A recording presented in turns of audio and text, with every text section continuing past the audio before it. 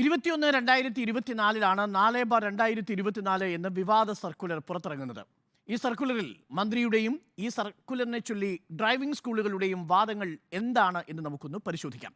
Driving test നിലവാരം ഉയർത്തണം എന്നതാണ് മന്ത്രി പറയുന്നത്. അതിന് മതിയായ സൗകര്യവും പരിശീലനവും ആദ്യം വേണം എന്ന് പറയുന്നു. എന്നാൽ പ്രതിദിനം 30 ലൈസൻസ് പരീക്ഷകൾ മാത്രമേ പാടുള്ളൂ എന്നതാണ് മന്ത്രിയുടെ വാദം. അപേക്ഷകർ മാസങ്ങളോളം അങ്ങനെ വന്നാൽ കാത്തിരിക്കേണ്ടി വരും. കാരണം ഇതിനകം തന്നെ 9 ലക്ഷത്തോളം അപേക്ഷകർ ഫീസ് അടച്ച് കാത്തിരിക്കുന്നു. പരീക്ഷയ്ക്ക് പകരം പുതിയ ട്രാക്ക് ഉണ്ടാക്കി കമ്പ്യൂട്ടറൈസ്ഡ് ടെസ്റ്റിനാണ് മന്ത്രിയുടെ നീക്കം. എന്നാൽ പരിഷ്കാരങ്ങൾക്ക് സ്ഥലപരിമിതിയുണ്ട് എന്ന് സ്കൂൾ അധികൃതർ പറയുന്നു. പലതരം ടെസ്റ്റുകൾ ഈ ടെസ്റ്റിൻ്റെ ഭാഗമാണ്. ആ ടെസ്റ്റിൽ ഗ്രേഡിയൻറ്റ് ടെസ്റ്റ്, ഒപ്പം parallel parking test, reverse test, ഇതെല്ലാം കമ്പ്യൂട്ടറൈസ്ഡ് ടെസ്റ്റിൽ വേണം നടത്താൻ.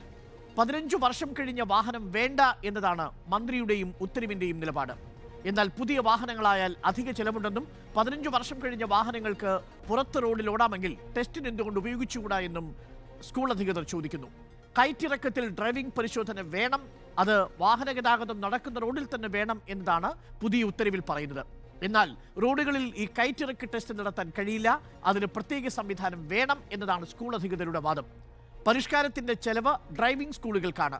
ഉദാഹരണം, സ്കൂളുകളുമായി ബന്ധപ്പെട്ട ഈ പരീക്ഷണവുമായി ബന്ധപ്പെട്ട ക്യാമറയുടെയും ഒപ്പം തന്നെ ആ ക്യാമറ ട്രാക്ക് ചെയ്യുന്നതിനും camera vehicle location tracking device എന്നിങ്ങനെ 2 പ്രധാനപ്പെട്ട ഉപകരണങ്ങളും.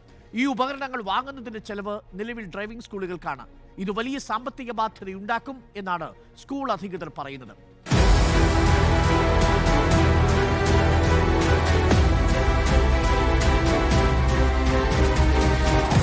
Debate with Arun Kumar.